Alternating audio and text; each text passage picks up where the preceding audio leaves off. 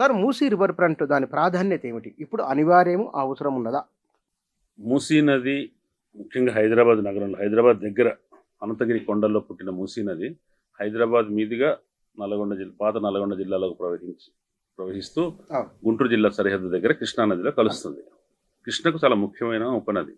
కానీ హైదరాబాద్లో ప్రవహించే క్రమంలో అది డ్రైనేజ్ వాటరు, సివరేజ్ వాటరు, పారిశ్రామిక వ్యర్థాలు ఇవన్నీ కలిసి మూసీ నది జలాలు చాలా కలుషితమయ్యాయి.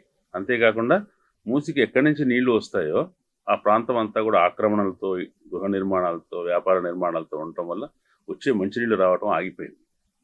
అట్లాగే నగరంలో కూడా మూసీ ఒడ్డున అనేక నివాసాలు ఏర్పడటం, వీటన్నిటి కారణంగా మొత్తానికి ఒక రకమైన కాలుష్య వాతావరణం ఉంది. మూసీ నది మెరుగుపడటం అవసరం. నగరంలో ఉండేవాళ్ళకి కదా, అందరికి కూడా అది కోరుకుంటాం, అందమైన నదిగా ఉండొచ్చు కదా. నది ఎందుకు ఇంత మురికిగా మారిపోయింది? ఒరిజినల్గా అది మురికి కాలువ కాదు, అది ఒక నది, ముచ్చుకుందా నది. కాబట్టి దాన్ని బాగు చేయాలనే ఆకాంక్ష ప్రజల్లో కూడా ఉంది. బాగు చేయాలనే ఉద్దేశం ప్రభుత్వానికి ఉంటే అది కూడా ఆహ్వానించదగిందే. కానీ ఎట్లా బాగు చేస్తాము? సుందరీకరణ పేరుతో ప్రజల జీవితాన్ని పాడు చేస్తామా? ప్రజలను ఉన్న చోట నుంచి తొలగిస్తామా?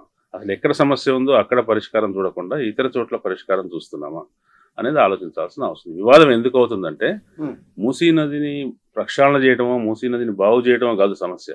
దానికి అనుసరించుతున్న పద్ధతులు, వాళ్ళు చేపట్టుతున్న చర్యలు ఉన్నాయి కదా, ఏవైతే చర్యలు తలపెడుతున్నారో అవి చాలా వివాదాస్పదంగా ఉన్నాయి. అది ప్రజలకు హానికరంగా ఉన్నాయి. కానీ ఇక్కడ ఒక చర్చ వస్తుంది ప్రతిసారి, అంటే రొటీనే ఇది. ప్రభుత్వాలు అభివృద్ధి కార్యక్రమాలు చేస్తున్నప్పుడు వ్యతిరేకించేవారు సహజంగానే ఉంటారు, ఇది అవసరమా అని అంటుంటారనే ప్రశ్న కూడా వస్తుంది కదా. దీన్ని మీరు ఎట్లా, అంటే అది అభివృద్ధి విధానాలు ఉన్న తేడా. ఎట్లా ప్రజలకు అనుకూలంగా, ప్రజలకు హాని చేయకుండా అభివృద్ధి చేయొచ్చు అని ఆలోచించకుండా ప్రభుత్వం తన పద్ధతిలో, వ్యాపారాత్మకమో ఏదనుకుంటుందో తన పద్ధతిలో తను వెళ్ళటం అనేది, ప్రజలను సంప్రదించకుండా, ప్రజల ప్రయోజనాలు చూడకుండా చేయటం అనేది దానివల్ల ప్రతి సందర్భంలోనూ, ఈ మూసీ అనే కాదు, ఏ సందర్భంలో అయినా కూడా, ఏ ప్రాజెక్టులు కట్టేటప్పుడైనా, కొత్త ఫ్యాక్టరీలు పెట్టేటప్పుడైనా ఇవన్నీ కూడా ప్రజలకు, వాళ్ళకి ఎందుకు సమస్యలు వస్తున్నాయంటే ఇక్కడ ఉన్న స్థానిక సమస్యల్ని, పర్యావరణ అవసరాలని, ప్రజా జీవిత అవసరాలని పట్టించుకోకుండా వాళ్ళు అభివృద్ధి రూపకల్పన చేస్తున్నారు. అది ఎట్లా అభివృద్ధి అవుతుందనే ప్రశ్న వస్తుంది సహజంగా. అంటే ఎవరి అభివృద్ధి అనేది కదా, ఎవరి అభివృద్ధి? ఇదే ఇట్లాగే చేయాలా, ఇంకో రకంగా చేయలేమా అనే ప్రశ్న. మూసీ విషయంలోనే ఆలోచించండి మీరు. మూసీకి నీళ్లు అనంతగిరి నుంచి వస్తాయి.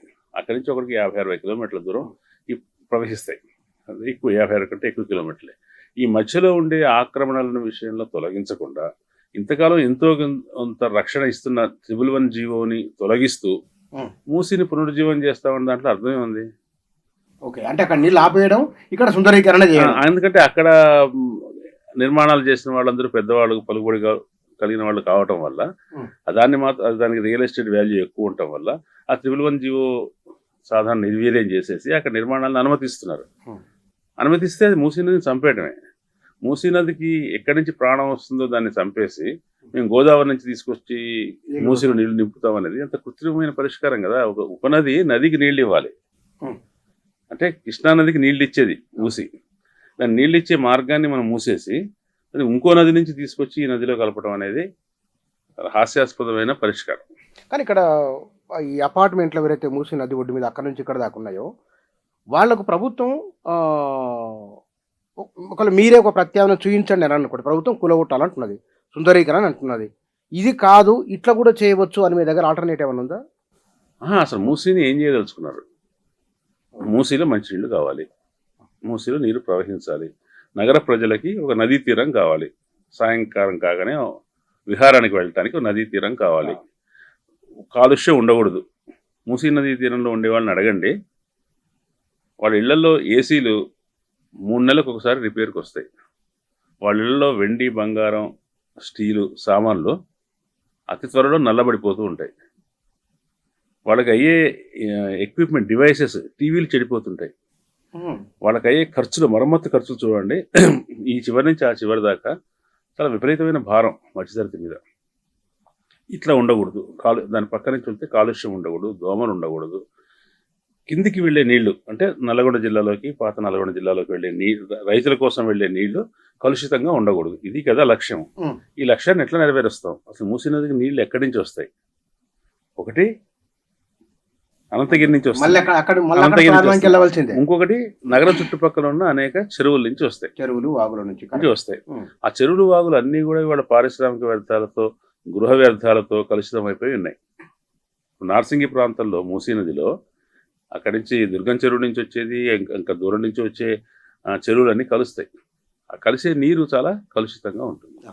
కలుషితంగా ఉన్నప్పుడు నీటిని ఎట్లా శుభ్రం చేస్తావు?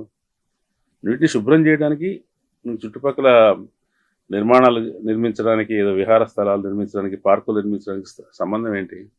మూసీ నదిలో నీళ్లు ప్రవహించడానికి ఏర్పాటు చేయాలి. మూసీ నదిలో వచ్చే నీళ్లు శుభ్రం చేసి నీళ్లు వదలాలి. ఎస్టీపీలు మాట్లాడుతున్నారు. బీఆర్ఎస్ గవర్నమెంట్ ఎస్టీపీ అని మాట్లాడుతుంది, కానీ ఎస్టీపీలు సరిపోవు. ఈటీపీలు కావాలి, ఎఫ్లూయెంట్ ట్రీట్మెంట్ ప్లాంట్స్ కావాలి. ఎస్టీపీలు గృహ వ్యర్థాలని, గృహ విసర్జనల్ని, వాటిని సంబంధించిన వాటిని శుద్ధి చేయగలుగుతాయి. కానీ పారిశ్రామిక వ్యర్థాలని, రసాయన విషాలని శుద్ధి చేయాలంటే ఈటీపీలు కావాలి. ఈటీపీలు నిర్మించాలి, కొన్ని వందల కొద్ది నిర్మించాలి. మీకు గుర్తుంటే గండిపేట నిర్మించిన నిజాం ప్రభుత్వము, విశ్వేశ్వరయ్య గారు దాన్ని రూపకల్పన చేశారు. హైదరాబాద్ నగరానికి అప్పటి జనాభాకి ఇంకొక 3 రెట్లు జనాభా పెరిగితే కూడా ఆ అవసరాలు సరిపోయేటట్టుగా ఆ వాటర్ దాన్ని చేశారు. అప్పుడు హైదరాబాద్లో వరద నీరు పోయే మార్గాలు వేరే, మురుగునీరు పోయే మార్గాలు వేరే, నదీ ప్రవాహం పోయే మార్గాలు వేరే. ఇవి కలవకుండా వాళ్ళు ఏర్పాటు చేశారు. ఎక్కడో ఒక చోట నగరం బయట వరద నీరు, వాన నీరు అంతా కలిసేటట్టుగా చేశారు. ఇప్పుడు ఏమైపోయింది?